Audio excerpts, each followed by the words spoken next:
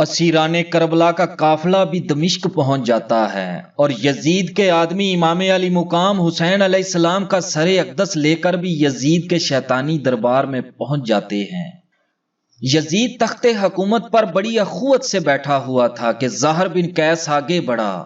یزید پلید نے پوچھا کیا خبر ہے؟ اس نے کہا سب ٹھیک ہے، اور پھر اس نے داستان کربلا بڑی بے غیرتی اور بے حیائی سے سنانا شروع کر دی کہ حسین علیہ السلام 18 آدمی اہل بیت کے اور 60 کے قریب حمایتیوں کے ساتھ آیا ہوا تھا۔ ہم نے اسے اطاعت امیر پر مجبور کیا لیکن اس نے انکار کر دیا۔ پھر ہم نے انہیں صبح ہوتے ہی اس حالت میں قتل کر دیا کہ اس کے ساتھی آگے آگے بھاگتے پھرتے تھے اور چھپتے پھرتے تھے۔ اس کے تمام ساتھیوں کے سر کاٹ کر کوفہ لائے گئے ہیں اور ان کی لاشیں چیلیں اور گدھیں نوچ رہی ہوں گی۔ اور پھر اس نے کپڑے سے کھول کر سر امام حسین علیہ السلام اس پلید کے آگے رکھ دیا اور بتایا کہ باغیوں کی عورتوں کو بھی رسیوں میں جکڑ کر ساتھ ہی لایا گیا ہے۔ یزید پلید نے سر امام حسین علیہ السلام کو دیکھا تو اس کا مکروہ چہرہ کھل گیا۔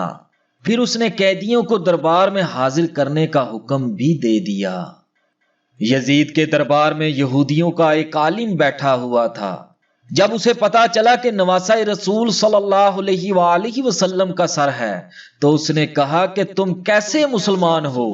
میں حضرت داؤد علیہ السلام کی 17ویں پشت سے ہوں، لیکن پھر بھی میری قوم میرا اس طرح احترام کرتی ہے جیسے میں ہی ان کا پیغمبر ہوں، مگر تم نے تو اپنے رسول کی بیٹی کے بیٹے کا سر قلم کر دیا ہے۔